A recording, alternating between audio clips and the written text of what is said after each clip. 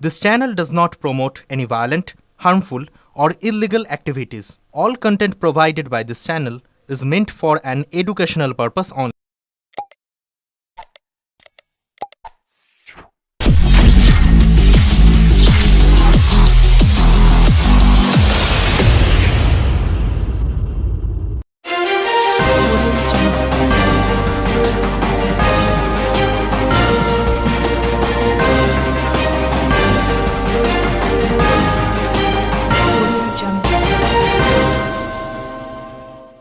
হুগলি ডানকুনি রঘুনাথপুরে দেওয়াল লিখন দখলকে কেন্দ্র করে অশান্তির অভিযোগ উঠেছে। সিপিআইএম এর দাবি তাদের দলীয় কর্মীকে ডেকে নিয়ে গিয়ে মারধর করা হয়েছে।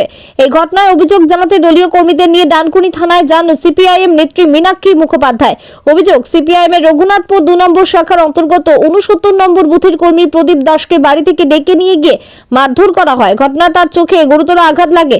সিপিআইএম এর দাবি, তৃণমূলের স্থানীয় এক পঞ্চায়েত সমিতির সদস্য তার ভাইয়ের ঘটনার সঙ্গে যুক্ত। জানা গিয়েছে, রঘুনাথপুর গ্রামে একটি দেওয়াল চুন করা নিয়ে দুই পক্ষের মধ্যে বচসা থেকে এই ঘটনা ঘটে। গুরুতর জখম অবস্থায় প্রথমে তাকে চণ্ডীতলা গ্রামীণ হাসপাতালে নিয়ে যাওয়া হয়, পরে উন্নত চিকিৎসার জন্য শ্রীরামপুর ওয়ার্ল্ড হাসপাতালে ভর্তি করা হয়। ঘটনার প্রতিবাদে থানায় গিয়ে অভিযোগ দায়ের করেন মীনাক্ষী মুখোপাধ্যায়। তিনি পুলিশকে 24 ঘন্টার মধ্যে অভিযুক্তদের গ্রেফতারের দাবিতে জানিয়েছেন, হুঁশিয়ারি দেন তিনি। যদিও সিপিআইএম এর অভিযোগ অস্বীকার করেছে তৃণমূল। হুগলি শ্রীরামপুর সাংগঠনিক জেলার সহসভাপতি তাপস মুখোপাধ্যায় বলেন, মারধরের ঘটনা ঘটেনি, একটি দেওয়াল নিয়ে দুই পক্ষের মধ্যে বচসা হয়েছিল, সেই সময় একজনের চোখে লেগেছে। সিপিআইএম এর অভিযোগ সম্পূর্ণ মিথ্যা, ওরা দেওয়ালে থাকে, আমরা মানুষের মনে আছি। প্রসঙ্গত, ভোটের আগে দেওয়াল লেখা এবং দখলকে কেন্দ্র করে বিভিন্ন জায়গায় রাজনৈতিক উত্তেজনা বাড়ছে বলেই মনে করছেন রাজনৈতিক মহল। ব্যুরো রিপোর্ট, আমার কলকাতা নিউজ।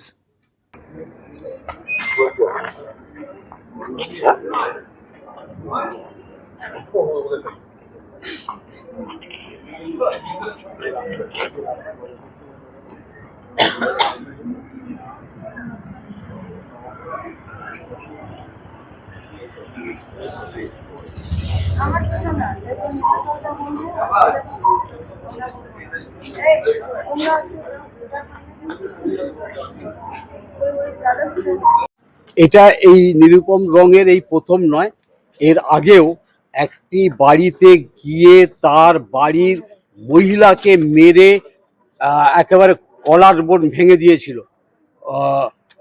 পরিমল মণ্ডলের স্ত্রী নীলিমা মণ্ডল তাকে কলার বোন ভেঙে দিয়েছিল। দীর্ঘ 6 মাস সে বেড রেস্টে ছিল। অতীতে এইরকম ঘটনা ঘটেছে। আজকে সকালেও আমাকে এই ফোনেতে হুমকি দিয়েছে যে দাদাগিরি কিন্তু আমরাও দেখাতে জানি। এই নিরুপম রং তৃণমূলের লিডাররা। আমরা তো বাড়িতে ছিলাম, বাবা তো বাইরেই মানে বাড়ির মধ্যেই ছিল। বাবাকে ডেকে নিয়ে যাওয়া হয়, যেটা আমরা পরে শুনতে পাই। তো হঠাৎ করে আমরা যেটা আওয়াজ পাই, বাবা খুব জোরে চিৎকার করতে থাকে, আমাকে মেরেছে, আমার চোখ দিয়ে রক্ত বেরোচ্ছে। আমরা যখন দৌড়ে এসে দেখি আমার বাবার অলরেডি চোখে ইন্টারনাল হ্যামারেজ এবং চোখ দিয়ে রক্ত পড়ছে, মুখ ফেটে গেছে, আঙুল হাত পুরো ফুলে গেছে। এবং আমরা ইমিডিয়েট, তখন আমি ভাবিনি যে কে করেছে না করেছে, সেটার থেকে মেয়ের কথা আমার বাবাকে ট্রিটমেন্ট করানোর কথা। আমি ইমিডিয়েট ট্রিটমেন্ট করাতে চণ্ডীতলা হাসপাতালে যাই। বাকি তারপরে ওনারা আসেন এবং এখন আপাতত বাবা তো গুরুতর অবস্থা, শ্রীরামপুরে রেফার করা হয়েছে। আমরা থানায় এসেছি, যা ব্যবস্থা নেওয়া যায় সেটা। তোমরা কি চাইছো? আমরা চাইছি এইরকম মানে কেউ পার্টিকুলার কোনো পার্টি করবে বা কোনো কিছু কারণে আঘাতপ্রাপ্ত হবে, এটা আমরা চাই না। আর সামান্য একটা দেয়াল লিখন নিয়ে এত বড় সমস্যা হওয়ার কথা নয়। আগেও আমাদের এলাকাতে এরকম ধরনের আমার বাবার সাথে এরকম হয়নি। বাবা খুবই হেল্পফুল, সবার হেল্প করে, পাড়ার সবাই জানে। এবং পাড়ার সবাই না থাকলে হয়তো আরো গুরুতর জখম হতো। আমরা আপাতত এটাই দেখছি যে কি করা যায়। শুরু হয়ে গেল, কি বলেন? মানে নির্বাচনের আগে না, তৃণমূল যবে থেকে সরকার এসেছে তবে থেকেই গুন্ডাগিরি চালাচ্ছে। আমরা পুলিশকে দেখবো যে পুলিশ গুন্ডাদেরকে সঙ্গ দিচ্ছে নাকি সাধারণ মানুষকে সঙ্গ দিচ্ছে। দেয়াল লিখন করতেও একটা মানে বাধাপ্রাপ্ত করছে।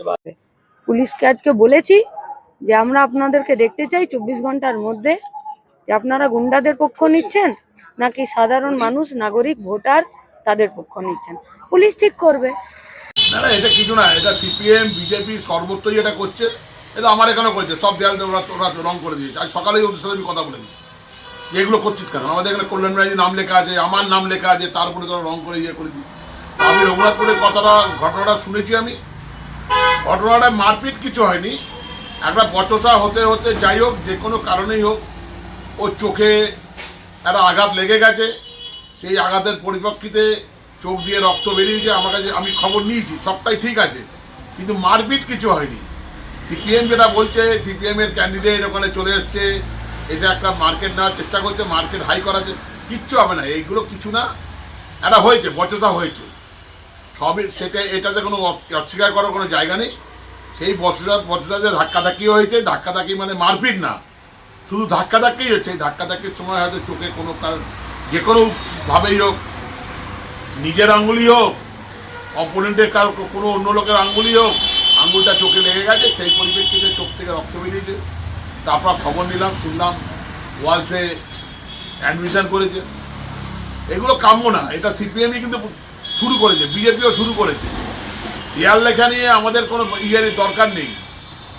আমি তো সকালে বলেছি, ওরা বললাম যে দেয়াল আমি যদি তোরা ছাড়িস ছাড়বি, না ছাড়িস না ছাড়বি, দেয়াল লিখবি, তোলা দেয়ালে থাকবি, আমরা মানুষের মনে থাকবো।